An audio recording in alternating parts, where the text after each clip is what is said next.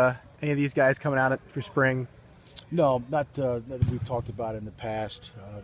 Obviously, there'll be some guys that'll miss spring practice because of their injury situations, but there'll also be some guys here that we're excited to see. How they look. Darius Carter, Corey Jones, healthy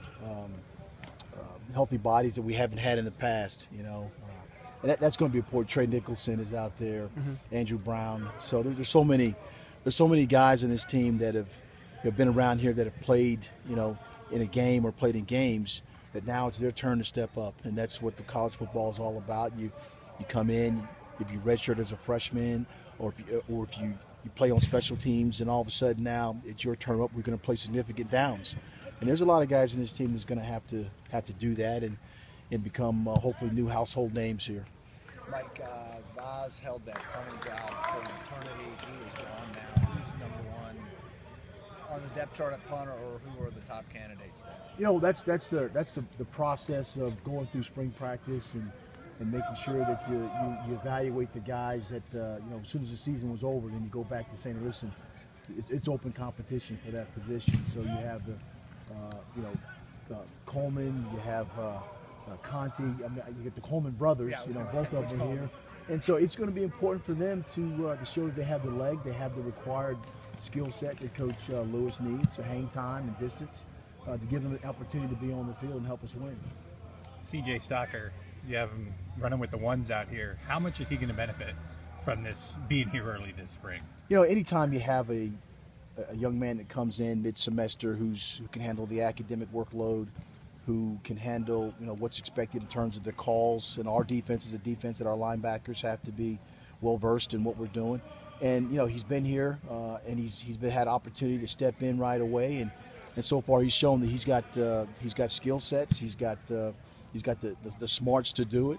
And so we'll see how he now with 11 on 11, how he looks and how he performs, but have not been disappointed in him right now. How much of a leap of faith is that to just throw a kid into the fire like that?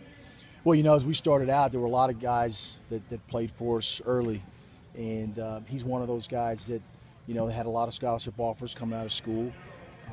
He liked the balance of what Virginia had to offer him, and made the connection with his position coach at that time, Coach Tenuta. So, it's a leap of faith with any player that comes in and has to learn a new system. But when you have the skill set, you want to take the time necessary to help them achieve the success on the field.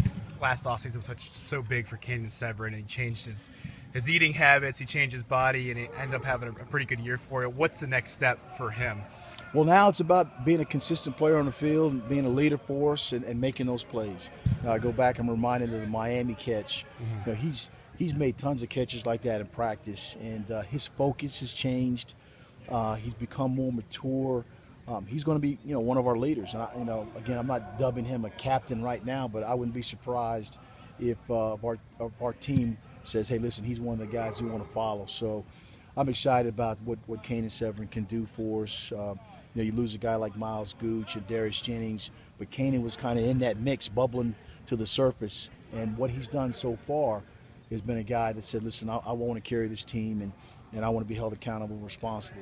You mentioned captains. I know Grayson was a captain last year as a sophomore. Does that carry over, or is that something that the team votes on? We'll look at the criteria again. We'll look at how guys have performed during the off season, how they go through this part of spring practice, and we'll look at it again. But he is one of our leaders. We have a leadership council, as you know. He's on that. Matt Johns is on that as well as a few other players, and so there's a respect that Grayson has because he's been there before. But we want everything to continue. We want everything to improve and get better, and he knows he has to do that as well as other players on this team. Did he trim down a little bit in the off season?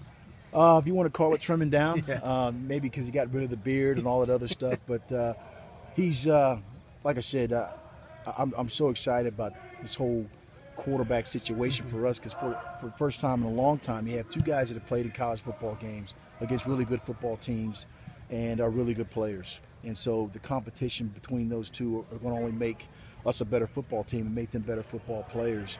And they've got to be two of the most experienced returners for any team in the ACC right now, and that's something that has to be a plus for us.